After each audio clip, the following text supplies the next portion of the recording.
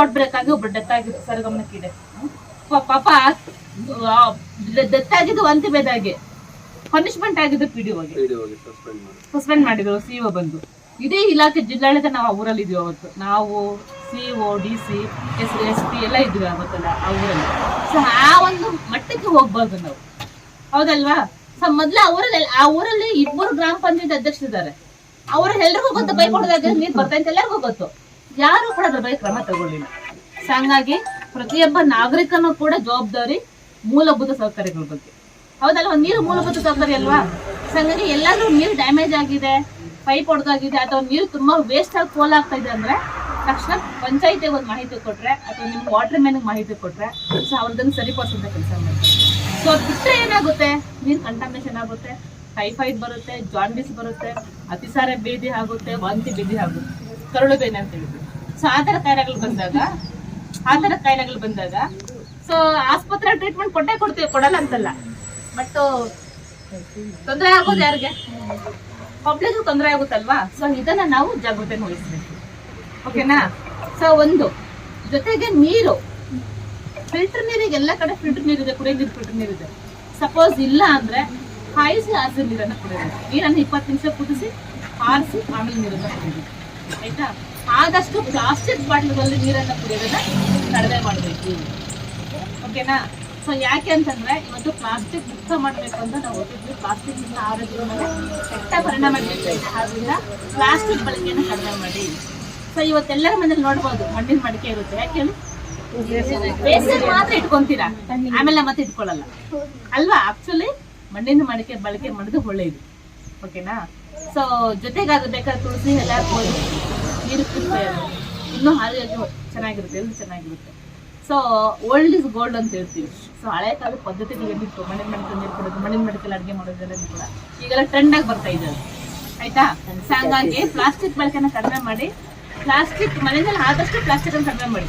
Fridge ನಿಮ್ಮ ಮನೆಗಳಲ್ಲಿ ಬರೀ ಪ್ಲಾಸ್ಟಿಕ್ ಕವರೇ ಇರುತ್ತೆ. ತರಕಾರಿ, ಹೂವು ಏನ್ ಬೇಕೆಲ್ಲ ಪ್ಲಾಸ್ಟಿಕ್ ಅಲ್ಲಿ ತುಂಬಿಕೊಂಡು ಫ್ರಿಜ್ ಬಿಡೋದು. ದಯವಿಟ್ಟು ಪ್ಲಾಸ್ಟಿಕ್ ಅನ್ನ ಕಡಿಮೆ ಮಾಡಿ, ಓಕೆನಾ? ಸೊ ನೀರು ಕುಡಿಯೋದನ್ನ ಪ್ಲಾಸ್ಟಿಕ್ ಬಿಂದಿಗೆ, ಪ್ಲಾಸ್ಟಿಕ್ ಡ್ರಮ್ ಇವೆಲ್ಲ ಏನು ಕುಡಿಯೋದಕ್ಕೆ ಅಡುಗೆ ಉಪಯೋಗಿಸಿದ ಕಡಿಮೆ ಮಾಡಿ. ಆದಷ್ಟು ಮಣ್ಣಿನ ಮಡಿಕೆ ಅಥವಾ ಸ್ಟೀಲ್ ಪಾತ್ರೆನ ಬಳಕೆ ಮಾಡಿ, ಓಕೆನಾ? ಸೊ ಅದು ನಿಧಾನವಾಗಿ ಆರೋಗ್ಯದ ಮೇಲೆ ದುಷ್ಪರಿಣಾಮ ಬೀರುತ್ತೆ, ಓಕೆನಾ? ಸೊ ಜೊತೆಗೆ ಆಹಾರ. ಸೊ ಇವತ್ತು ಆಹಾರದ ಬಗ್ಗೆ ಹೇಳ್ಬೇಕಂದ್ರೆ ಒಂದು ಗಂಟೆ ಪಾಠ ಮಾಡ್ಬೋದು. ಸೊ ಮೇನ್ ಹೇಳ್ತೀನಿ, ಸೊ ಇವತ್ತು ಸರ್ಕಾರನೇ ಬ್ಯಾನ್ ಮಾಡಿದೆ ಕೆಲವೊಂದೆಲ್ಲ ಫುಡ್ ಕಲರ್ಸ್ ಹಾಕ್ಬಾರ್ದು ಅಂತ. ಯಾವುದಕ್ಕೆ ಹೆಚ್ಚು ಫುಡ್ ಕಲರ್ ಹಾಕ್ತಾರೆ? ಆಮೇಲೆ ಜ್ಯೂಸ್, ಆಮೇಲೆ ಚಾಕ್ಲೇಟ್ಸ್, ಆಮೇಲೆ ಕಬಾಬು, ಚಿಕನ್ ಎಲ್ಲ, green chicken, red chicken, stakes, bakery ತಿಂಡಿಗಳು ಎಲ್ಲ ಸಿಹಿ ತಿಂಡಿಗಳು ಕೂಡ ಇವತ್ತು ಕಲರ್ ಅನ್ನ ಹಾಕ್ತಾ ಇದ್ದಾರೆ. ಸೊ ಆರೋಗ್ಯ ಇಲಾಖೆ ಕಲರ್ಸ್ ಫುಡ್ ಕಲರ್ಸ್ ಅನ್ನ ಬ್ಯಾನ್ ಮಾಡಿದ್ರು, ಹೌದಲ್ವಾ? ಸೊ ಆದ್ರೂ ಕೂಡ ಗೊತ್ತಿಲ್ಲ, ಕಲರ್ಫುಲ್ ಆಗಿ ಕಾಣಿದಷ್ಟು ನಾವು ತಿನ್ನೋದು, ಇಲ್ಲಾಂದ್ರೆ ತಿನ್ನಲ್ಲ, ಅದು ಬೇಡ ಅಂತೀವಿ ನಾವು, ಹೌದಲ್ವಾ? ಸೊ ನಾನ್ ಹೇಳ್ತೀನಿ, ಕೇಸರಿ ಬಾತ್ ಕೇಸರಿ ಕಲರ್ ಹಾಕ್ತಾರಲ್ಲ, ಅದನ್ನು ಕೂಡ ಹಾಕ್ಬಾರ್ದು, ಅರ್ಶಿನ ಬಳಸ್ಬೇಕು, ಆಯ್ತಾ? ಸೊ ಕಲರ್ ಹಾಕೋದ್ರಿಂದ ಏನಾಗುತ್ತೆ, ದೇಹದ ಮೇಲೆ ನಿಧಾನವಾಗಿ ಕ್ಯಾನ್ಸರ್ ಕಣಗಳು ದೇಹದಲ್ಲಿ ಉತ್ಪತ್ತಿ ಆಗುತ್ತೆ. ಹಾಗಾಗಿ ಫುಡ್ ಕಲರ್ಸ್ ಅನ್ನ ಬಳಕೆನ ಕಡಿಮೆ ಮಾಡಬೇಕು. ಜೊತೆಗೆ ಆಹಾರನ ತಾಜಾ ಆಹಾರ ಸೇವನೆ ಮಾಡಿ ಕಲಿಬೇಕು ಈ ಬೇಸಿಗೆನಲ್ಲಿ. ಯಾಕೆ ಹೇಳಿ? ಈಗ ಆಹಾರ ಬೇಗ ಕೆಟ್ಟಾಗುತ್ತೆ. ಹೆಸರು ಬೇಳೆ, ಕೋಸಂಬರಿ ಬೆಳಗ್ಗೆ ಮಾಡಿ ಮಧ್ಯಾಹ್ನ ಇರುತ್ತೆ, ಏನಾಗುತ್ತೆ? ಅದನ್ನ ಸೇವನೆ ಮಾಡಿದ್ರೆ ಏನಾಗುತ್ತೆ? ಹೌದಲ್ವಾ? ಸೊ ಹಾಗಾಗಿ ಕೆಲವೊಂದು ಆಹಾರ ಪದಾರ್ಥಗಳನ್ನ ತಾಜಾ ಆಗಿ ಸೇವನೆ ಮಾಡೋದು ಕಲಿಬೇಕು. ಸೊ ನಾವು ಬೆಳಗ್ಗೆ ಮಾಡಿಟ್ಟು ಫುಡ್ ಪಾಯ್ಸನ್ ಆಗುತ್ತೆ, ವಾಂತಿ ಬೇದಿ, ಹೊಟ್ಟೆ ನೋವು ಬರ್ತದೆ, ಚಾನ್ಸಸ್ ಜಾಸ್ತಿ ಇರುತ್ತೆ. ಸೊ ಆಹಾರನ ಚೆನ್ನಾಗಿ ಬೇಯಿಸಿ ತಿನ್ಬೇಕು. ಈಗೆಲ್ಲ ಮಾಂಸ, ಚಿಕನ್, ಮಟನ್ ಎಲ್ಲ ತಿಂತಾರೆ. ಚೆನ್ನಾಗಿ ಬೇಯಿಸಿ ಅದನ್ನ ಅಡುಗೆ ಮಾಡ್ಬೇಕು. ಸರಿಯಾಗಿ ಬೇಯಿಸಿ ಮಾಂಸ ತಿಂದ್ರೆ ಕೂಡ ಫುಡ್ ಪಾಯ್ಸನ್ ಆಗುತ್ತೆ, ಹೌದಲ್ವಾ? ಸೊ ಮತ್ತೆ ನಾವ್ ಏನ್ ತರಕಾರಿ, ಮಾಂಸ ತರ್ತೀವಿ ಅದನ್ನ ನೀಟಾಗಿ ಸ್ವಚ್ಛ ಮಾಡಿ ತೊಳೆದು ಬಳಸಬೇಕು. ಎಲ್ಲ ಗೊತ್ತಿದೆಯಲ್ಲ? ಸೊ ನಮ್ಮ ಹಳ್ಳಿಲಿ ಅದನ್ನ ಯಾವಾಗ ಅಂಗನವಾಡಿ ಕೇಂದ್ರಗಳಲ್ಲಿ ಪಾಠ ಮಾಡ್ಬೇಕಾದ್ರೆ, ಸ್ಕೂಲ್ಸ್ ಅಲ್ಲಿ ಪಾಠ ಮಾಡ್ಬೇಕಾದ್ರೆ, ಅಥವಾ ನಮ್ಮ ಮಹಿಳಾ ಸಂಘ ಕ್ಲಾಸ್ ಮಾಡ್ಬೇಕಾದ್ರೆ ಹೇಳ್ತಾ ಇರ್ತೀನಿ. ಸೊ ಅವ್ರಿಗೆ ಕ್ವಶನ್ ಕೇಳ್ತೀನಿ, ತರಕಾರಿ ನೀವ್ ಹೇಗೆ ಬಳಸ್ತೀರಾ?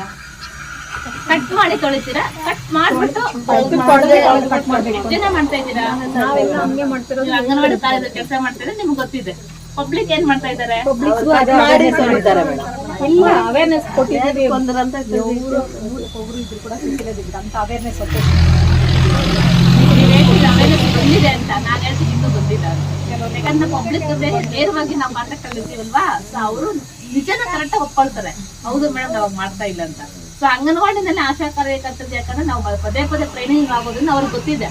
ಸೊ ಮಾಮೂಲಿ ಪಬ್ಲಿಕ್ಗೆ, ಮಾಮೂಲಿ ಮಹಿಳೆಯರಿಗೆ, ಸಾಮಾನ್ಯ ಲೇಡೀಸ್ ಕೂಡ ಗೊತ್ತಿರ್ಬೇಕು ಅದು ಹೇಗೆ ಅಡುಗೆ ಮಾಡ್ಬೇಕು ಅಂತ. ಇವತ್ತು ಪೆಸ್ಟಿಸೈಡ್ಸ್, ರಾಸಾಯನಿಕಗಳು ಹಾಕಿ ಹೆಚ್ಚಿನ ತರಕಾರಿಗಳನ್ನ ಬೆಳಿತಾ ಇದೀವಿ, ಹೌದಲ್ವಾ? ಸೊ ಹಾಗಾಗಿ ರಾಸಾಯನಿಕಗಳು ಸೊ ಆ ನಿಟ್ಟಿನಲ್ಲಿ ತರಕಾರಿಗಳನ್ನ ತಗೊಂಡ್ಬರ್ತೀವಿ, ಮನೆಗೆ ತಗೊಂಡ್ಬಂದಾಗ ಅಟ್ಲೀಸ್ಟ್ ಒಂದು ಉಪ್ಪು ಹಾಕಿ, ಅರಿಶಿನ ಪುಡಿ ಹಾಕಿ ನೀರಲ್ಲಿ ಹಾಕಬೇಕು. ಹಾಕಿ ಸ್ವಲ್ಪ ಒಂದು 10 ನಿಮಿಷ ಬಿಟ್ಟು ಅದನ್ನ ನೆಂದು ಆದ್ಮೇಲೆ ಮತ್ತೆ ತೊಳೆದು ಇನ್ನೊಂದು ನೀರಲ್ಲಿ ಚೆನ್ನಾಗಿ ತೊಳ್ಕೊಂಡು ಕಟ್ ಮಾಡಿ ಸಾಂಬಾರು ಪಲ್ಯ ಮಾಡಬೇಕು. ಮಾಡೋದ್ರಿಂದ ಏನ್ ಲಾಭ, ಅಲ್ಲಿರ್ತಕ್ಕಂಥ ಪೋಷಕಾಂಶಗಳೆಲ್ಲ ಉಳ್ಕೊಳ್ಳುತ್ತೆ, ನಮ್ಮ ದೇಹಕ್ಕೆ ಬೇಕಾಗಿರ್ತಕ್ಕಂಥ ಪೋಷಕಾಂಶಗಳು ಸಿಗುತ್ತೆ, ಯಾವುದೇ ಪೋಷಕಾಂಶ ಕೊರತೆ ಆಗಲ್ಲ, ಹೌದಲ್ವಾ? ಇಲ್ಲದೆ ಏನಾಗುತ್ತೆ, ತರಕಾರಿಗಳೆಲ್ಲ ಕೂಡ ಸೂಕ್ಷ್ಮ ಪೋಷಕಾಂಶ ಇರೋದು.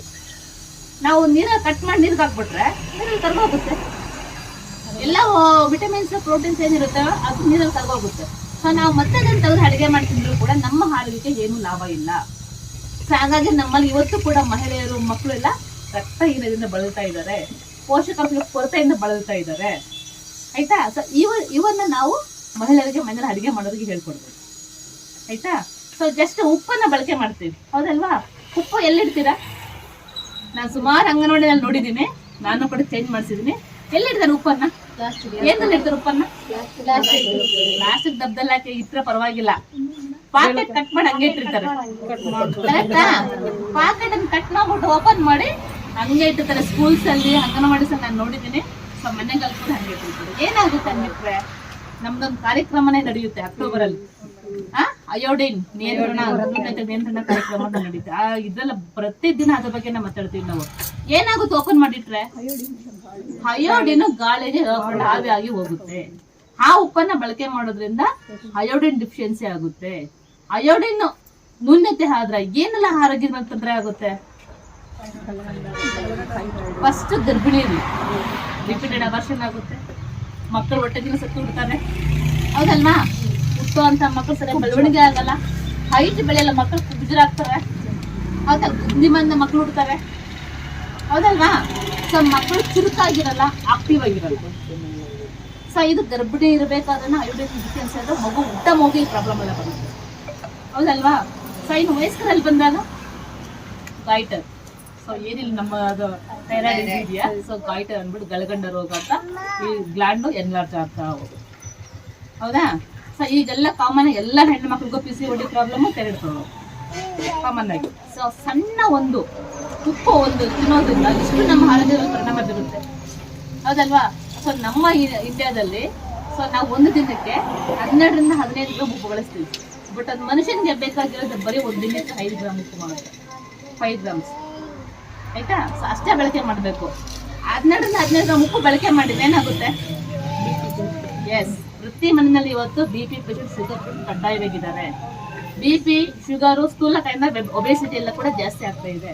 ಸೊ ಹಾಗಾಗಿ ಉಪ್ಪನ್ನ ಯಾವ ರೀತಿ ಬಳಕೆ ಮಾಡಬೇಕು, ಒಂದು ಡಬ್ಬದಲ್ಲಿ ಹಾಕಿ ಟೈಟ್ ಆಗಿರ್ತಕ್ಕಂಥ ಮುಚ್ಚಳನ, ಥ್ರೆಡ್ ಇರ್ತಕ್ಕಂಥ ಟೈಟ್ ಆಗಿರ್ತಕ್ಕಂಥ ಮುಚ್ಚಳ ಟೈಟ್ ಆಗಿ ಮುಚ್ಚಳ ಹಾಕಿ ಮುಚ್ಚಬೇಕು, ಯಾಕಂದ್ರೆ ಗಾಳಿ ಒಳಗಡೆ ಹೋಗ್ಬಾರ್ದು. ಮತ್ತೆ ತೇವದ ಕೈಯಲ್ಲಿ ಉಪ್ಪು ಒಳಗಡೆ ಕೈ ಹಾಕ್ಬಾರ್ದು, ಸ್ಪೂನ್ ಇಟ್ಕೊಬೇಕು. ಸ್ಪೂನ್ ಇಟ್ಕೊಂಡ್ರೆ ಅದು ಉಪ್ಪು ತೇವ ಆಗಲ್ಲ. ನಾವೇನ್ ಮಾಡ್ತೀವಿ, ಅಡುಗೆ ಮಾಡಿದ್ರೆ ತೇವ ಕೈ ಇರುತ್ತೆ, ಉಪ್ಪು ಡಬ್ಬದಲ್ಲಿ ಹಂಗೆ ಕೈ ಇಡ್ತೀವಿ, ಅದಕ್ಕೆ ಉಪ್ಪು ಹಾಕ್ತೀವಿ, ಹೌದಾ? ಇರೋ ಉಪ್ಪು ತೇವ ಆಗುತ್ತೆ, ಅಯೋಡಿನ್ ಕರ್ಗೋಗುತ್ತೆ, ಹೌದಾ?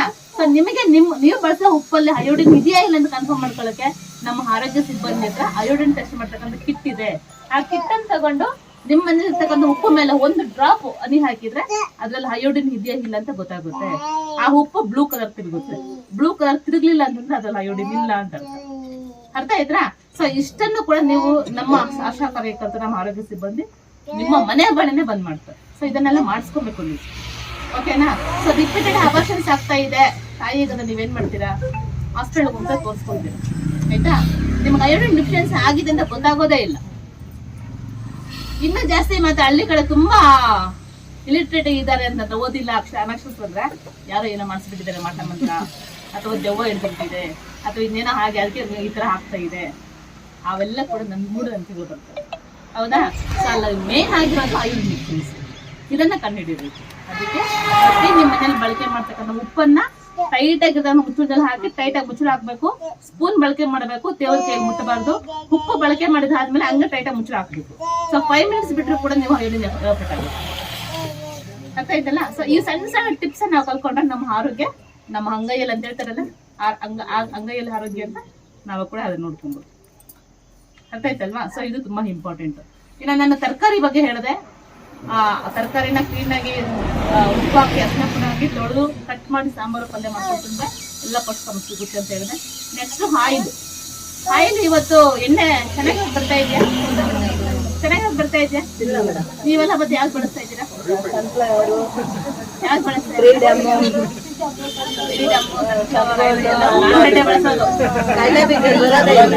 ಎಲ್ಲ ರಿಫೈಂಡ್ ಆಯಿಲ್. ನಿಮ್ಗೆಲ್ಲ ಗೊತ್ತಿದೆಯಲ್ಲ ಎಣ್ಣೆ ಕಲಬೆರಕೆ ಇದೆ ಅಂತ, ಆದ್ರೂ ಬಳಸ್ತಾ ಇದೀವಲ್ಲ. ಆಪ್ಷನ್ ಬೇರೆ ಯಾವ್ದಿಲ್ವಾ? ಯಾವ್ದು ಆಪ್ಷನ್ ಇದೆ?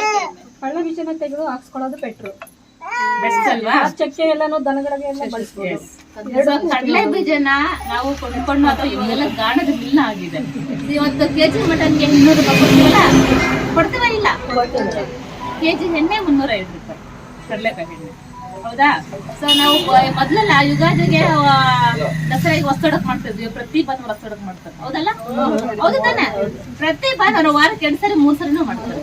ಸೊ ನಾವೆಲ್ಲಿ ನಾವು ಆರೋಗ್ಯನ ಹಾಳು ಮಾಡ್ಕೊಂತ ಇದೀವಿ ಅಂತ ಇಲ್ಲ. ಯಾಕೆ ಇವತ್ತು BP ಶುಗರ್ ಜಾಸ್ತಿ ಆಗಿದೆ, ಕ್ಯಾನ್ಸರ್ ಜಾಸ್ತಿ ಆಗಿದೆ, ಒಬೆಸಿಟಿ ಜಾಸ್ತಿ ಆಗಿದೆ ಅಂದ್ರೆ ನಾವು ತಗೊಳ್ಳೋಂತ ಆಹಾರ ಪದ್ಧತಿಗಳಿಂದ, ನಮ್ಮ ಜೀವನ ಶೈಲಿಯಿಂದ. ಅರ್ಥ ಆಯ್ತಾ? ಸೊ ಹಂಗಾಗಿ ಆದಷ್ಟು ಆ ಒಂದು ರಿಫೈನ್ ಆಯಿಲ್ ಅನ್ನ ಬಳಸೋದನ್ನ ಕಡಿಮೆ ಮಾಡಿ. ಸೊ ನೀವು ಗಾಣದ ಎಣ್ಣೆ ಅಂತ ಏನ್ ಹೇಳ್ತೀವಿ, ಅಥವಾ ನೀವೇ ಕಡಲೆ ಬೀಜ ತಗೊಂಡು ಮಿಲ್ಗೆ ಹಾಕ್ಸ್ಕೊಂಡು ಆ ಮಟನ್ ಕೂಡ 800 ರೂಪಾಯಿ ಎಣ್ಣೆ ಕೊಟ್ಟು ನಿಮ್ಮ ಮನೆ 2 ತಿಂಗಳಿಗೆ ಎಣ್ಣೆ ಬರುತ್ತೆ. ನೀವು ಮಟನ್ ಒಂದೇ ತಿನ್ನೋದು, ಎಣ್ಣೆ ಎಷ್ಟು ದಿವಸ ಬರುತ್ತೆ? 2 ತಿಂಗಳಿಗೆ ಎಣ್ಣೆ ಬರುತ್ತೆ. ಮಿನಿಮಮ್ ಆಗಿ ಎಣ್ಣೆ ಬಳಸೋದನ್ನ ಕಲಿಬೇಕು. ಸೊ ನಾವು ಮಿನಿಮಮ್ ಆಗಿ ಎಣ್ಣೆ ತುಂಬಾ ಬೆಳೆಸಬಾರ್ದು, ಅವಶ್ಯಕತೆಗಿರಷ್ಟು ಎಣ್ಣೆ ಬಳಸೋದನ್ನ ಕಲಿಬೇಕು. ಬಜ್ಜಿ ಬೊಂಡ ಮಾಡ್ತೀರಿ, ಎಣ್ಣೆ ಏನ್ ಮಾಡ್ತೀರಾ? ಏನ್ ಮಾಡ್ತೀರಾ? ಸೊ ಒಂದು ಸಾರಿ ರಿಫೈಂಡ್ ಆಯಿಲ್ ಬಾಯ್ಲ್ ಮಾಡಿದಾದ್ಮೇಲೆ ಅದನ್ನ ಮತ್ತೆ ರಿಯೂಸ್ ಮಾಡಬಾರ್ದು. ಅದರಲ್ಲಿ ಅನ್ಸ್ಯಾಚುರೇಟೆಡ್ ಫ್ಯಾಟ್ ಇರುತ್ತೆ. ಅರ್ಥ ಆಯ್ತಾ? ಸೊ ಅದನ್ನ ಬಳಕೆ ಮಾಡೋದ್ರಿಂದ ನಮ್ಮ ದೇಹದಲ್ಲಿ ಬೇಗ ಕೊಬ್ಬಿನಾಂಶ, ಕೆಟ್ಟ ಕೊಬ್ಬಿನಾಂಶ ಬೆಳೆಯುತ್ತೆ. ಕೆಟ್ಟ ಕೊಬ್ಬಿನಾಂಶ ಬೆಳೆದಾಗ ನಮಗೆ ಬೇಗ ಹಾರ್ಟ್ ಅಟ್ಯಾಕ್ಸ್ ಬರುತ್ತೆ, ರಕ್ತನಾಳಗಳು ಸರಿಯಾಗಿ ಕೆಲಸ ಮಾಡೋದಿಲ್ಲ. ಅರ್ಥ ಆಯ್ತಾ? ಯಾಕೆ 25 ವರ್ಷಕ್ಕೆ 30 ಹಾರ್ಟ್ ಅಟ್ಯಾಕ್ ಆಗ್ತಾ ಇದೆ? ಎಲ್ರು ಹೇಳೋದು ಕೋವಿಡ್ ವ್ಯಾಕ್ಸಿನ್ ಹಾಕೊಂಡ್ಬಿಟ್ಟಿದೆ ಮೇಡಮ್, ಅದಕ್ಕೆ ಹಾರ್ಟ್ ಅಟ್ಯಾಕ್ ಆಗ್ಬಿಟ್ಟಿದೆ ಅಂತ. ಕೋವಿಡ್ ವ್ಯಾಕ್ಸಿನ್ ಹಾಕಿಲ್ಲ ಅಂದ್ರೆ ಜನನೇ ಇರ್ತಾ ಇರ್ಲಿಲ್ಲ ಇವತ್ತಿಲ್ಲಿ, ಅಲ್ವಾ? ಸೊ ಅಷ್ಟು ವ್ಯಾಕ್ಸಿನ್ ಕಂಡಿಡಿದು ವ್ಯಾಕ್ಸಿನ್ ಹಾಕಿದ್ವಿ ಇವತ್ತಲ್ಲಿ ನಾವು ಬದುಕಿರೋದು. ಯಾಕಂದ್ರೆ ನಾವು ಪೇಷಂಟ್ ಪಕ್ಕದಲ್ಲಿ ನಿಂತು ಕೆಲಸ ಮಾಡಿದ್ವಿ. ಅರ್ಥ ಆಯ್ತಾ? ಸೊ ಹಂಗಾಗಿ ಜೀವನ ಶೈಲಿ, ನಾವು ತಗೊಳ್ತಕ್ಕಂಥ ಆಹಾರ ಪದ್ಧತಿಗಳು ಇವತ್ತು ಹಾರ್ಟ್ ಅಟ್ಯಾಕ್ಸ್ ಜಾಸ್ತಿ ಆಗ್ತಾ ಇದೆ. ಅರ್ಥ ಆಯ್ತಾ? ಸೊ ಹಂಗಾಗಿ ನಿಮ್ಮ ಆಯಿಲ್ ಏನ್ ಬಳಕೆ ಮಾಡ್ತೀರಾ, ದಯವಿಟ್ಟು ನೀವು ಕಡಲೆಕಾಯಿ ಎಣ್ಣೆ ಅಥವಾ ಕೊಬ್ಬರಿ ಎಣ್ಣೆನ ಮಿಲ್ ಮಾಡಿಸಿ ನೀವು ಬಳಕೆ ಮಾಡಿ. 1 ತಿಂಗಳದು ನೀವು ನಾನ್ ವೆಜ್ ದುಡ್ಡು ಉಳಿದ್ರೆ ನಿಮ್ಮ ಮನೆಗೆ 5 ಕೆಜಿ ಎಣ್ಣೆ ಬಂದ್ಬಿಡುತ್ತೆ. ಅರ್ಥ ಆಯ್ತಾ? 5 ಕೆಜಿ ಎಣ್ಣೆ ತಗೊಂಡು ಸುಮಾರು ನೀವು 4 ಜನ ಮನೇಲಿ ಇದ್ರೆ 1 ತಿಂಗಳಿಗೆ 2 ಕೆಜಿ ಎಣ್ಣೆ ಬಳಸಬೇಕಾಗಿರೋದು ನಮ್ಮ ನ್ಯೂಟ್ರಿಷನ್ ಇದ್ರ ಪ್ರಕಾರ. 4 ಜನ ಮನೇಲಿದ್ರೆ 1 ತಿಂಗಳಿಗೆ 2 ಕೆಜಿ ಎಣ್ಣೆ ಅಷ್ಟು ಬಳಕೆ ಮಾಡಬೇಕು, ಅದ್ರ ಮೇಲೆ ಬಳಕೆ ಮಾಡಬಾರ್ದು. ಆಯ್ತಾ? ಸೊ ಆದಷ್ಟು ಎಣ್ಣೆ ಇಲ್ಲದೆ ಇರತಕ್ಕಂಥ ಆಹಾರ ತಿನ್ನೋದು ಪ್ರಯತ್ನ ಮಾಡ್ಬೇಕು. ಗೊತ್ತಾಯ್ತಲ್ಲ? ಹುರುಳಿಗೆ ಯಾರಾದ್ರೂ ಗೊಬ್ಬರ ಔಷಧಿ ಹೊಡಿತಾರ? ಯಾಕಂದ್ರೆ ನಾವ್ ಯಾರು ತಿಂತಾ ಇಲ್ಲ ಈಗ.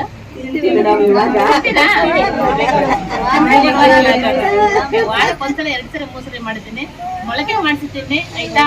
ಅದನ್ನ ಸೂಪ್ ಮಾಡಿ ಕುಡೀರಿ, ಆರೋಗ್ಯ ಚೆನ್ನಾಗಿರುತ್ತೆ. ಒಬೆಸಿಟಿನೂ ಬರಲ್ಲ, ಕೊಲೆಸ್ಟ್ರಾಲ್ ಬರಲ್ಲ. ಸೊ ಹೆಲ್ತ್ ಚೆನ್ನಾಗಿರುತ್ತೆ. ಸೊ ನಾವು ಅದನ್ನ ಬಿಟ್ಟು ಇವತ್ತು ನಾವು ಮಾರ್ಕೆಟ್ ಸಿಗ್ತಕ್ಕಂತ ರೆಡಿಮೇಡ್ ಫುಡ್ ಇರ್ತಕ್ಕಂತ ಏನೇನ್ ತಗೊಳ್ತೀವಿ? ರೆಡಿಮೇಡ್ ಚಪಾತಿ ಸಿಗುತ್ತೆ, ಚಪಾತಿ ತಗೊಂಡ್ಬರ್ತೀವಿ, ಹೌದಲ್ವಾ? ರೆಡಿಮೇಡ್ ಪರೋಟ ಸಿಗುತ್ತೆ, ಪರೋಟ ತಗೊಂಡ್ಬರ್ತೀವಿ. ಸೊ ಯಾವುದೇ ನೀರಿನ ಸಮಸ್ಯೆಗೆ ಅತಿ ಹೆಚ್ಚು ಸರ್ಕಾರದ ಮೇಲೆ ನೀರಿನ ಸಮಸ್ಯೆಯನ್ನು ಬಗೆಹರಿಸಬೇಕಂತ ಹೇಳಿ ತುಂಬ ಪ್ರಾಮುಖ್ಯತೆಯನ್ನು ಕೊಡ್ತಾ ಇದ್ದಾರೆ. ಏನಪ್ಪ ಈಗ ವಿಶೇಷ ಅಂದರೆ, ನಾವು ಹಳ್ಳಿಗಳಲ್ಲಿ ಸಾರ್ವಜನಿಕರು ಯಾರನ್ನ ವಾಟರ್ ಮಾತಾಡಬೇಕಪ್ಪ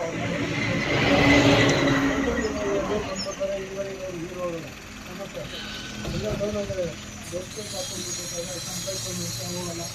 ಅದಕ್ಕೆ ಈಗ ಗಂಭೀರವಾಗಿ ಮಿಷನ್ ಕಾರ್ಯಕ್ರಮ ಏನಂದರೆ 55 ಲೀಟರ್ 45 ಲೀಟರ್ ಬಳಸಬೇಕಂತ ಈ ಕಡೆಯಿಂದ ಆ ಕಡೆ ತನಕ ಲಾಸ್ಟ್ ಮನೆಗೂ ಏನು ಇಲ್ಲಿ ಪ್ರಾಮಾಣಿಕವಾಗಿ ನೀರು ಬರುತ್ತೋ ಆ ಮನೆಗೆ ಹೋಗ್ಬೇಕಂತ ಮಾಡ್ತಾ ಇದ್ದಾರೆ. ಅದು ಬರೋ ತನಕ ನಾವು ಎತ್ತಿಟ್ಕೊಂಡು ನಾವು ಎಲ್ಲರಿಗೂ ಸಮಾಂತರ ಹಂಚಿಕೆ ಅಂತ ಎಲ್ಲರಿಗೂ ನೀರು ಅಂತರ್ಗತವಾಗಿ ಸಮಾನವಾಗಿ ಹಂಚಬೇಕಂತ ಎಲ್ಲ ವಾಟರ್ ಮ್ಯಾನ್ಗಳಲ್ಲಿ ಅತಿ ಹೆಚ್ಚಾಗಿ ಇದ್ರ ಬಗ್ಗೆ ಕಾಳಜಿ ನೋಡಿಸಿ ನೀರಿನ ಅಭಾವವನ್ನು ಮುಗಿಸಬೇಕು. ಈ 3 ತಿಂಗಳು ಹೆಚ್ಚು ಬೇಸಿಗೆ ಕಾಲ ಅಭಾವ ಇರೋದ್ರಿಂದ ನೀರಿನ ಸಮಸ್ಯೆ ಬರುವಂತೆ ನೋಡ್ಕೊಬೇಕು.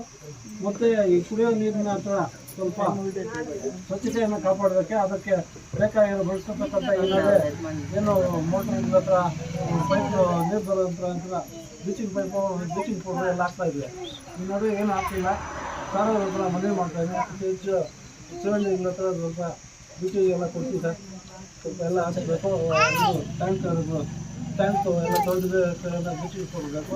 ಎಲ್ಲ ವಾಟರ್ ಮ್ಯಾನ್ ಕೊಟ್ಟು ಅದನ್ನು ಸ್ವಚ್ಛತೆಯನ್ನು ಕಾಪಾಡಬೇಕು.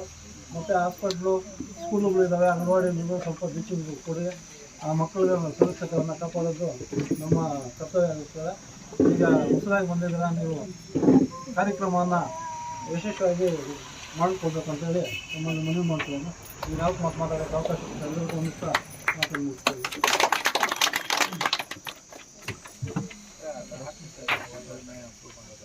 ನೀರಿನ ಬಳಕೆ ಮತ್ತು ಸ್ವಚ್ಛತೆ ಮತ್ತು ಅವರ ಅಹವಾಲು ಎಲ್ಲ ತಿಳಿಸಿದ್ದಾರೆ ಮಂಜಣ್ಣವರು. ಅದನ್ನು ಮುಂದಿನ ವಾರದಲ್ಲಿ ನಾವು ಸ್ಟಾಫ್ ಮೀಟಿಂಗ್ ತೆಗೆದುಕೊಂಡು ಅದರ ಬಗ್ಗೆ ಕಾರ್ಯಪ್ರವೃತ್ತರಾಗ್ತೀವಿ ಅಂತ ಹೇಳ್ತಾ ಅವ್ರಿಗೂ ಸಹ 4 ಮಾತು ಮಾತನಾಡಿದ್ದಕ್ಕೆ ಅವ್ರಿಗೆ ತಮ್ಮೆಲ್ಲರ ಅಭಿನಂದನೆಗಳನ್ನು ತಿಳಿಸ್ತಾ ಇದ್ದೀನಿ. ತಮ್ಮ ಹೆಸರು ಮೇಡಮ್ ಇವತ್ತು ಮಾತನಾಡಲಿಕ್ಕೆ ನಮ್ಮ ಜಿಲ್ಲಾ ಮಟ್ಟದ ಅಧಿಕಾರಿಗಳಾಗಿರ್ತಕ್ಕಂಥ ಪ್ರೇಮ ಮೇಡಮ್ ರವರು ವೇದಿಕೆಗೆ ಬಂದಿದ್ದಾರೆ. ಅವ್ರಿಗೆ ತಮ್ಮೆಲ್ಲರ ಪರವಾಗಿ ಸ್ವಾಗತವನ್ನು ಬಯಸಿದ್ದಾರೆ. ಅದೇ ರೀತಿಯಾಗಿ ನಮ್ಮ ಅನಿಲಮ್ಮ ಮೇಡಮ್ ಅವರು ಸಹ ಬಂದಿದ್ದಾರೆ. ಅವ್ರಿಗೂ ಸಹ ತಮ್ಮೆಲ್ಲರ ಪರವಾಗಿ ಸ್ವಾಗತವನ್ನು ಬಯಸಿದ್ದಾರೆ. ಜಿಲ್ಲಾದ್ಯಂತ ಎಲ್ಲ ಗ್ರಾಮ ಪಂಚಾಯಿತಿ ಕೇಂದ್ರ ಸ್ಥಾನಗಳಲ್ಲಿ ಈ ಒಂದು ಕಾರ್ಯಕ್ರಮವನ್ನು ಹಮ್ಮಿಕೊಂಡಿದ್ದೀವಿ. ಇದು ಮಾನ್ಯ ಜಿಲ್ಲಾಧಿಕಾರಿಗಳ ಒಂದು ಆದೇಶ. ಮತ್ತೆ ಯಾವ ರೀತಿ ಈ ಸಮಸ್ಯೆ ಬಂದಾಗ ಕಾರ್ಯಪ್ರವೃತ್ತರಾಗಬೇಕು ಸಿಬ್ಬಂದಿ ಅನ್ನೋದು ಅವರ ಒಂದು ಚಿಂತನೆ. ಯಾಕೆ ಅಂತಂದ್ರೆ ಕೋಲಾರ ಜಿಲ್ಲೆ ಬಯಲು ಸೀಮೆ ಪ್ರದೇಶ, ನೀರಿಗೆ ತುಂಬಾ ಸಮಸ್ಯೆ ಇರತಕ್ಕಂಥ ಜಿಲ್ಲೆ ಕೋಲಾರ. ಈ ಒಂದು ಸಂದರ್ಭದಲ್ಲಿ ಸಾರ್ವಜನಿಕರಿಗೆ ಯಾವುದೇ ರೀತಿಯಾಗಿ ತೊಂದರೆ ಆಗಬಾರ್ದು. ಪಂಪು ಮೋಟಾರು ಏನಾದರೂ ದುರಸ್ತಿ ಆದರೆ 24 ಗಂಟೆ ಒಳಗಡೆ ಅದನ್ನು ಸರಿಪಡಿಸಿ ಜನರಿಗೆ ನೀರನ್ನು ಕೊಡಬೇಕು. ಯಾವುದಾದ್ರೂ ಪೈಪ್ ಲೈನು ಏನಾದರೂ ಡ್ಯಾಮೇಜ್ ಆದರೆ ಕೆಲವೇ ಗಂಟೆಗಳಲ್ಲಿ ಅದನ್ನು ಸರಿಪಡಿಸಿ ನೀರು ಪೋಲಾಗ್ದಂಗೆ ಎಚ್ಚೆತ್ಕೋಬೇಕು. ಆಮೇಲೆ ಪ್ರತಿ ನಾಗರಿಕನಿಗೂ ಅಂದರೆ ಒಬ್ಬ ಮನುಷ್ಯನಿಗೂ ನಮ್ಮ AW ಅವರು ಹೇಳ್ದಂಗೆ 55 LPCD ಅಂತಾರೆ, 55 ಲೀಟ್ರು ನೀರು ಸಿಗುವಂತೆ ಮಾಡಬೇಕು. ಮತ್ತು ಜಾನುವಾರುಗಳಿಗೂ ಸಹ ತೊಂದರೆ ಆಗಬಾರ್ದು ಅಂತ ಈ ಕಾರ್ಯಕ್ರಮದ ಉದ್ದೇಶ. ದೇವ್ರ ದಯೆಯಿಂದ ಲಕ್ಷ್ಮೀ ಸಾಗರ ಗ್ರಾಮ ಪಂಚಾಯತಿಯಲ್ಲಿ ಇದುವರೆಗೂ ಯಾವುದೇ ಅಭಾವ ಬಂದಿಲ್ಲ, ಸಮಸ್ಯೆ ಬಂದಿಲ್ಲ, ಮುಂದೇನು ಬರಬಾರ್ದು ಅಂತ ನಾವೆಲ್ಲ ಈಗ ಸಭೆ ಮಾಡ್ತೀವಿ. ಇನ್ನೂ 1 ತಿಂಗಳು 2 ತಿಂಗಳು ಯಾವುದೇ ರೀತಿ ಸಮಸ್ಯೆ ಬರಬಾರ್ದು. ಕುಡಿಯೋ ನೀರಿನ ವಿಚಾರದಲ್ಲಿ ಯಾರಿಗೂ ತೊಂದರೆ ಆಗಬಾರ್ದು. ತೊಂದರೆ ಆದರೆ ನಾವು ಇಮಿಡಿಯೇಟ್ ಅದ್ರ ಬಗ್ಗೆ ಎಲ್ಲರೂ ಎಚ್ಚೆತ್ಕೋಬೇಕು. ಮುಖ್ಯವಾಗಿ ಏನಪ್ಪಾ ಅಂತಂದ್ರೆ ನಮ್ಮ ಜವಾಬ್ದಾರಿ ಆಶಾ ವರ್ಕರ್ಸು ಮತ್ತೆ ಅಂಗನವಾಡಿ ವರ್ಕರ್ಸು ಮತ್ತೆ ನಮ್ಮ ಗ್ರಾಮ ಪಂಚಾಯತಿ ಸಿಬ್ಬಂದಿ. ಈಗ ಉಷ್ಣ ಅಲೆಗಳು ಬರ್ತಾ ಇದ್ದಾವೆ, ಹೀಟ್ ವೇವ್ಸ್ ಅಂತಾರೆ. ಇದು ಬಂದಾಗ ನಾವು ಯಾವ ರೀತಿ, ವಿಶೇಷವಾಗಿ ಗರ್ಭಿಣಿ ಸ್ತ್ರೀಯರು, ಚಿಕ್ಕ ಮಕ್ಕಳು ಮತ್ತೆ ವಯಸ್ಸಾಗಿರ್ತಕ್ಕಂಥವ್ರು, ಇಂಥವ್ರಿಗೆ ಜಾಸ್ತಿ ಎಫೆಕ್ಟ್ ಆಗತ್ತೆ. ಇದು ಡಿಹೈಡ್ರೇಷನ್ ಆಗ್ಬಿಡತ್ತೆ. ಆ ಸಂದರ್ಭದಲ್ಲಿ ಯಾವ ರೀತಿ ಮುನ್ನೆಚ್ಚರಿಕೆ ಕ್ರಮಗಳನ್ನು ಕೈಗೊಳ್ಳಬೇಕು ಅನ್ನೋದನ್ನ ಸವಿಸ್ತಾರವಾಗಿ ನಮ್ಮ ಪ್ರೇಮ ಮೇಡಮ್ ಅವರು ಹೇಳ್ತಾರೆ.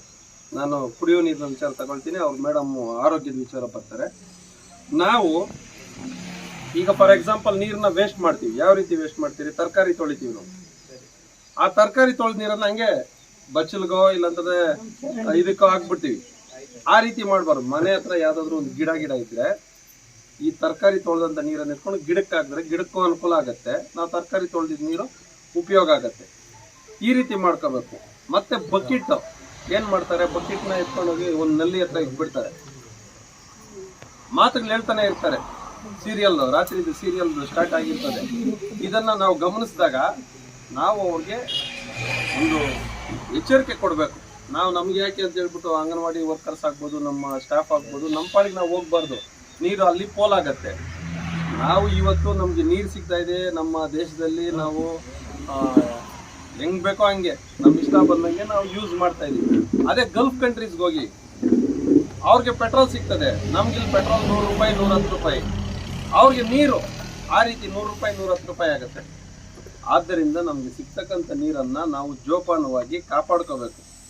ಅದು ಮುಂದಿನ ಪೀಳಿಗೆಗೆ ಅನುಕೂಲ ಆಗ್ತದೆ. ನಾವು ಇವತ್ತು ಇದೆಯಪ್ಪ ನಮ್ಗೆ ನೀರು ಎಷ್ಟು ಬೇಕೋ ಅಷ್ಟು ಯೂಸ್ ಮಾಡಬೇಡ ಅಂತಂದ್ರೆ ಈಗ ಅಂಡರ್ಗ್ರೌಂಡ್ ವಾಟರ್ ಕೆಳಕ್ಕೆ ಹೋಗ್ತಾನೇ ಇರ್ತದೆ. ಆದ್ದರಿಂದ ಪ್ರತಿಯೊಬ್ಬ ನಾಗರಿಕನ ಜವಾಬ್ದಾರಿ ಇದು. ನಾವು ನೀರನ್ನ ಎಷ್ಟು ಮಿತವಾಗಿ ಬಳಸಿದ್ರೆ ನಮಗೆ ಅಷ್ಟು ಮುಂದಕ್ಕೆ ಅನುಕೂಲ ಆಗತ್ತೆ. ಮತ್ತೆ ಯಾವುದೇ ಕಾರಣಕ್ಕೂ ಯಾರಿಗೂ ಗ್ರಾಮದಲ್ಲಿ ಸಮಸ್ಯೆ ಆಗ್ಬಾರ್ದು. ನಿಮ್ಮೆಲ್ಲರಿಗೂ ಜವಾಬ್ದಾರಿ ಇದೆ. ತಾವು ನಮಗೆ ಫೋನ್ ಮೂಲಕ ಹೇಳಿದ್ರೆ ನಾವಾಗಲಿ, ನಮ್ಮ ಆಡಳಿತಾಧಿಕಾರಿಗಳಾಗಲಿ, ನಮ್ಮ ಗ್ರಾಮ ಪಂಚಾಯತಿ ಮಾಜಿ ಅಧ್ಯಕ್ಷರಾಗಲಿ, ಇಲ್ಲ ಸದಸ್ಯರಾಗಲಿ, ನಮ್ಮ AW ಅವರಾಗಲಿ ಎಲ್ಲರೂ ಕಾರ್ಯಪ್ರವೃತ್ತರಾಗ್ತೀವಿ ಅಂತ ಹೇಳ್ತಾ ಈ ಸಂದರ್ಭದಲ್ಲಿ ಮಾತನಾಡಲಿಕ್ಕೆ ಅವಕಾಶ ಕೊಟ್ಟ ಎಲ್ಲರಿಗೂ ವಂದಿಸ್ತಾ ನನ್ನ ಮಾತನ್ನು ಮುಗಿಸ್ತೀನಿ. ನಮಸ್ಕಾರ. ವೇದಿಕೆಯಲ್ಲಿ ಆಸೀನರಾಗಿರ್ತಕ್ಕಂಥ ಲಕ್ಷ್ಮೀಸಾಗರ ಗ್ರಾಮ ಪಂಚಾಯತಿ ಅಭಿವೃದ್ಧಿ ಅಧಿಕಾರಿಯಾಗಿರ್ತಕ್ಕಂಥ ಹಾಗೂ ಕೋಲಾರ ಜಿಲ್ಲಾ ಪಂಚಾಯತ್ ಅಭಿವೃದ್ಧಿ ಅಧಿಕಾರಿ ಸಂಘದ ಅಧ್ಯಕ್ಷರಾಗಿರ್ತಕ್ಕಂಥ ಮಹೇಶ್ವರವರೇ, ಹಾಗೆ ಅಭಿಯಂತರಾಗಿರ್ತಕ್ಕಂಥ ಸುನೀತಾ ಮೇಡಮ್ ಅವರೇ, ಇಲ್ಲ ಸೊ ಗ್ರಾಮ ಪಂಚಾಯತಿ ಆಡಳಿತ ಅಧಿಕಾರಿಗಳು ಹಾಗೂ ನನ್ನ ಕುಡಿಯುವ ನೀರು ಮತ್ತು ಇದಲ್ವಾ ಸಹಾಯಕ ಕಾರ್ಯಪಾಲಕ ಅಭಿಯಂತರರು ಸುರೇಶ್ ಸರ್ ಅವರೇ, ನನಗೆ ತುಂಬಾ ಆತ್ಮೀಯರು ಸುನೀತಾ ಮೇಡಮ್ ಅವರು, ಹಾಗೆ ಗ್ರಾಮ ಪಂಚಾಯತ್ ಆಡಳಿತ ಅಧಿಕಾರಿ ಆಗಿ ಅವರು ಕೂಡ ಇವಾಗ ಜವಾಬ್ದಾರಿ ತಗೊಂಡಿದ್ದಾರೆ. ಮಾಜಿ ಅಧ್ಯಕ್ಷರಾಗಿರ್ತಕ್ಕಂಥ ಗ್ರಾಮ ಪಂಚಾಯತಿ ಮಾಜಿ ಅಧ್ಯಕ್ಷರಾಗಿರ್ತಕ್ಕಂಥ ಮಂಜಣ್ಣ ಅವರೇ, ಹಾಗೇನೆಲ್ಲ ನನ್ನ ನೆಚ್ಚಿನ ಆಶಾ ಕಾರ್ಯಕರ್ತರು, ಅಂಗನವಾಡಿ ಕಾರ್ಯಕರ್ತರು, ಗ್ರಾಮ ಪಂಚಾಯತಿ ಸಿಬ್ಬಂದಿಗಳು, ಹಾಗೂ ನನ್ನ ಪ್ರತಿಮಾ ಕೇಂದ್ರದ ವೈದ್ಯಾಧಿಕಾರಿಗಳೇ ಹಾಗೂ ಸಹೋದರಿಗಳು. ಸೊ ಈಗಾಗಲೇ ನೀರಿನ ಅದಾಲತ್ತು ಇಡೀ ಜಿಲ್ಲೆಯಾದ್ಯಂತ ನಡೀತಾ ಇದೆ. ಸೊ 29ನೇ ತಾರೀಕಿಂದ ಪ್ರಾರಂಭ ಆಗಿದೆ. ಸೊ ಮೊನ್ನೆ ಜಿಲ್ಲಾಧಿಕಾರಿಗಳು, ನಮಗೂ ಕೂಡ ಗೊತ್ತಿರಲಿಲ್ಲ, ಮೊನ್ನೆ ಜಿಲ್ಲಾಧಿಕಾರಿಗಳು ನಮ್ಗೆ ಸೂಚನೆ ಕೊಟ್ಟಿದ್ದಾರೆ. ಇಡೀ ಜಿಲ್ಲೆಯಾದ್ಯಂತ ನೀರಿನ ಅದಾಲತ್ ನಡೀತಾ ಇದೆ. ಆ ಒಂದು ಅದಾಲತ್ ಕಾರ್ಯಕ್ರಮದಲ್ಲಿ ಭಾಗವಹಿಸಿ, ಸಾರ್ ಮೆಸೇಜ್ ಹಾಕಿದ್ದಾರೆ ನಿಮಗೆ, ಭಾಗವಹಿಸಿ ಸರಿ ಹೇಳ್ತಾರೆ ನೀರಿನ ಮಿತ ಬಳಕೆ. ಸೊ ಹಾಗೆ ಈಗ ಇರ್ತಕ್ಕಂಥ ಬಿಸಿಲಿನ ಆಘಾತನ ಯಾವ ರೀತಿ ನಿರ್ವಹಣೆ ಮಾಡಬೇಕು. ಸೊ ಈ ಒಂದು ಬೇಸಿಗೆ ಕಾಲದಲ್ಲಿ ನೀರು ಮತ್ತು ಆಹಾರದಿಂದ ಯಾವ ರೀತಿ ಕಲುಷಿತ ನೀರು ಮತ್ತು ಆಹಾರದಿಂದ ಯಾವ ರೀತಿ ಕಾಯಿಲೆಗಳನ್ನ ಬರುತ್ತೆ, ಅದನ್ನು ಯಾವ ರೀತಿ ತಡೆಗಟ್ಟಬೇಕು ಅನ್ನೋದ್ರ ಬಗ್ಗೆ ಮಾಹಿತಿಯನ್ನು ಕೊಡಿ ಅಂತ ಸೂಚನೆ ಕೊಟ್ಟಿದ್ದಾರೆ. ಸೊ ಆ ನಿಟ್ಟಿನಲ್ಲಿ ಇವತ್ತು ನಾನು ನಿನ್ನೆಯಿಂದ ಕೂಡ ನಿನ್ನೆ ಡೇಟ್ ಇರೋದು ಪಂಚಾಯತ್ ಡೇಟ್. ಸೊ ನಿನ್ನೆಯಿಂದ ಕಾಲ್ ಮಾಡಿ ಕನ್ಫರ್ಮ್ ಮಾಡ್ಕೊಂಡು ಬಟ್ ನನಗೆ ಗೊತ್ತಿದ್ದಿಲ್ಲ, ಈಗಲೇ ಗೊತ್ತಿದ್ದು ನಾನು ನೆನಪು ಅವ್ರಿಗೆ ಫೋನ್ ಮಾಡ್ತಾ ಇದ್ದೆ. ಸೊ ಈಗಲೇ ಗೊತ್ತಾಗಿದ್ದು. ಸೊ ಹಂಗಾಗಿ ಇವತ್ತು ಬಂದಿದ್ದೀವಿ. ಸೊ ಸರ್ ನೀರಿನ ಮಿತ ಬಳಕೆ ಹೇಳಿದ್ದಾರೆ. ಸೊ ನಿಜ, ನಮ್ಮ ಕೋಲಾರ ಜಿಲ್ಲೆ ಯಾವುದೇ ನದಿ ಮತ್ತೆ ಸರೋವರಗಳು ಯಾವುದೂ ಇಲ್ಲ. ಎಲ್ಲರೂ ಕೂಡ ಬೋರ್ವೆಲ್ಗೆ ನಾವು ಅದಕ್ಕೆ ಅಡಿಕ್ಟ್ ಆಗಿದ್ದೀವಿ, ಹೌದಲ್ವಾ? ಸೊ ಹಾಗಾಗಿ ನೀರಿನ ಬಳಕೆ ಮಿತವಾಗಿ ಬಳಕೆ ಮಾಡಬೇಕು. ಸೊ ಸರೈಟ್ ತರಕಾರಿ ತೊಳೆದ ನೀರನ್ನ ಗಿಡಕ್ಕೆ ಬಳಕೆ ಮಾಡಬೇಕು. ಸೊ ಅಡುಗೆ ಮನೆಯಲ್ಲಿ ಸಿಂಕ್ ಇರುತ್ತೆ, ಎಲ್ಲರ ಮನೇಲಿ ಸಿಂಕ್ ಇದೆ. ಪಾತ್ರೆ ತೊಳಿಬೇಕಾದ್ರೆ ಏನ್ ಮಾಡ್ತೀರಾ? ನೀರಿನಲ್ಲಿ ದಿವಸ ತೊಳಿತಾನೇ ಇರ್ತಾರೆ, ನೀರು ಹೋಗ್ತಾನೆ ಇರುತ್ತೆ. ಸೊ ಸ್ಟಾಪ್ ಮಾಡ್ಬೇಕು, ಪಾತ್ರೆ ತೊಳೆಯುವಾಗ ಮಾತ್ರ ನೀರ್ ಮೇಲೆ ಅಲ್ಲಿನ ಹಾರ್ ಮಾಡ್ಕೊಬೇಕು. ಅಥವಾ ಕಾರುಗಳಿರುತ್ತೆ, ಕಾರ್ ತೊಳಿಬೇಕಾದ್ರೆ ಏನ್ ಮಾಡ್ತೀರಾ? ಬಕೆಟ್ ಮಗ್ಗ ತೊಳೆಯೋದೆಲ್ಲ ಪೈಪ್ ಹಾಕ್ಬಿಡ್ತಾರೆ, ಪೈಪ್ ಹಿಡಿದು ಬಿಡೋದು. ಆಚೆ ಮನೆ ಮುಂದೆ ನೀರ್ ಹಾಕ್ಬೇಕಂದ್ರೆ ಕೂಡ ಪೈಪ್ ಹಿಡಿದು ಬಿಡ್ತಾರೆ, ಆಯ್ತಾ? ಸೊ ಇಂಥವೆಲ್ಲ ಈ ಕಡಿಮೆ ಮಾಡ್ಕೊಬೇಕು. ಕಡಿಮೆ ಮಾಡಿದ್ರೆ ಮುಂದೆ ನಮ್ಮ ಮಕ್ಕಳಿಗೆ, ನಮ್ಮ ಭವಿಷ್ಯಕ್ಕೆ ನೀರು ಉಳಿತಾಯ ಮಾಡ್ಬೋದು. ಸೊ ಇದು ತುಂಬಾ ಇಂಪಾರ್ಟೆಂಟ್, ಹೌದಾ? ಸೊ ಹಾಗಾಗಿ ಸರ್ ತುಂಬಾ ಹೇಳಿದ್ದಾರೆ ನೀರಿನ ಮಿತ ಬಳಕೆ ಹೇಗೆ ಮಾಡ್ಬೇಕು ಅಂತ. ಸೊ ಈಗ ಏನು ಕಾಯಿಲೆ ಯಾವ ರೀತಿ ಬರುತ್ತೆ ಅಂತ, ಸೊ 3 ವಿಧದಲ್ಲಿ ಕಾಯಿಲೆ ಬರುತ್ತೆ. ಒಂದು ನೀರು, ಆಹಾರ, ಗಾಳಿ, ಈ 3 ಮಲ, ಈ 4 ವಿಧಾನದಲ್ಲಿ ಮಾತ್ರ ಕಾಯಿಲೆಗಳು ಹರಡೋದು. ಸೊ ಇದನ್ನ ನಾವು ಈ ಬೇಸಿಗೆ ಸಮಯದಲ್ಲಿ ಯಾವ ರೀತಿ ನಿರ್ವಹಣೆ ಮಾಡ್ಬೇಕು ಅನ್ನೋದ್ರ ಬಗ್ಗೆ ಸ್ವಲ್ಪ ಮಾತಾಡ್ತೀನಿ. ಸೊ ತಮ್ಗೆಲ್ಲ ಗೊತ್ತಿದೆ ನೀರಿಂದ ಬರ್ತಕ್ಕಂಥ ಕಾಯಿಲೆಗಳು ಯಾವ್ಯಾವು ಅಂತ ಗೊತ್ತಿದೆಯಾ? ನಮ್ಮ ಆಶಾ ಕಾರ್ಯಕರ್ತರಿಗೆ ಗೊತ್ತಿದೆ, ನಮ್ಮ ಆರೋಗ್ಯ ಸಿಬ್ಬಂದಿಗೆ ಗೊತ್ತಿದೆ. ಸೊ ಸಾರ್ವಜನಿಕರಿಗೆ ಅಷ್ಟು ಗೊತ್ತಿರಲ್ಲ. ಸೊ ನೀರಿಂದ ಬರ್ತಕ್ಕಂಥ ಕಾಯಿಲೆ ಮೊದಲನೇದಾಗಿ ಟೈಫಾಯ್ಡು, ಜಾಂಡೀಸು, ಅತಿಸಾರ ಬೇದಿ, ಆಯ್ತಾ? ಸೊ ಇವೆಲ್ಲ ನೀರಿಂದ ಬರ್ತಕ್ಕಂಥ ಕಾಯಿಲೆಗಳು. ಆಮಶಂಕೆ, ಇಂಥವೆಲ್ಲ ಕಾಮನ್ ನಾವು ನೋಡ್ತಕ್ಕಂಥ, ಪ್ರತಿದಿನ ನೋಡ್ತಕ್ಕಂಥ ಕಾಯಿಲೆಗಳು. ಸೊ ಇದನ್ನ ನಾವು ತಡೆಗಟ್ಟಬೇಕಂದ್ರೆ ಶುದ್ಧ ಕುಡಿಯುವ ನೀರು, ಶುದ್ಧ ಅಡುಗೆ ಮಾಡ್ಲಿಕ್ಕೆ ಶುದ್ಧ ನೀರನ್ನ ಬಳಕೆ ಮಾಡಬೇಕು. ಸೊ ಇವತ್ತು ನಾವು ಊರಲ್ಲಿ ಓಡಾಡ್ತಾ ಇರ್ತೀವಿ, ಎಲ್ಲೋ ಪೈಪ್ ಡ್ಯಾಮೇಜ್ ಆಗಿರುತ್ತೆ, ನಾವ್ ಯಾರು ತಲೆ ಕೆಡಿಸ್ಕೊಳ್ಳಲ್ಲ, ಪಂಚಾಯತಿ ಅವ್ರ ಕೆಲಸ ಸುಮ್ಮನೆ ಇರ್ತೀವಿ, ಹೌದಲ್ವಾ? ಸೊ ನಾವೇ ಓಡಾಡ್ತಾ ಇರ್ತೀವಿ, ಆಶಾ ವರ್ಕರ್ ಓಡಾಡ್ತಾರೆ, ಅಂಗನವಾಡಿ ವರ್ಕರ್ ಓಡಾಡ್ತಾ ಇರ್ತಾರೆ, ನಮ್ಮ ಹೆಲ್ತ್ ಡಿಪಾರ್ಟ್ಮೆಂಟ್ ಓಡಾಡ್ತಾ ಇರ್ತಾರೆ, ಯಾರು ತಲೆ ಕೆಡಿಸ್ಕೊಳ್ಳಲ್ಲ, ಪಬ್ಲಿಕ್ ಓಡಾಡ್ತಾ ಇರ್ತಾರೆ. ಸೊ ಪಂಚಾಯತಿ ಅವ್ರದ್ದು ಕೆಲಸ ಅದನ್ನ ಸುಮ್ಮನೆ ಇರ್ತೀವಿ. ಸೊ ಆ ರೀತಿ ಏನಾದ್ರು ಆದಾಗ ತಕ್ಷಣ ಇಂಟಿಮೇಟ್ ಮಾಡ್ಬೇಕು ಪಂಚಾಯತಿಗೆ, ಈ ತರ ಆಗಿದೆ ಇಂಥ ಪ್ಲೇಸ್ ಅಲ್ಲಿ, ಇದನ್ನ ಸರಿಪಡಿಸಿ ಅಂತಂದ್ರೆ ಅವ್ರು ಸರಿ. ಈ ಅದಾಲತ್ ಬಗ್ಗೆ ಮಾತಾಡಬೇಕು ಅಂತ ಅವ್ರು ಕೇಳ್ತಾ ಇದ್ದಾರೆ. ಹೊಸದಾಗಿ ಹಾಕಿದಂಥ ಮಹೇಶ್ ಸರ್ ಅವರು, ಅದು ಸುನೀತಾ ಮೇಡಮ್ ಅವರೇ, AW ಸರ್ ಅವರು, ಮತ್ತು ಶ್ರಾವಣಿ ಮೇಡಮ್ನವರೇ, ಮತ್ತು ಸುಮಂಗಲ ಮೇಡಮ್ನವರೇ, ಈ ಕಾರ್ಯಕ್ರಮ ಕುಡಿಯುವ ನೀರನ್ನ ಅತಿ ಹೆಚ್ಚು ನಮಗೇನೋ ಈಗ ಈ ಸದ್ಯಕ್ಕೆ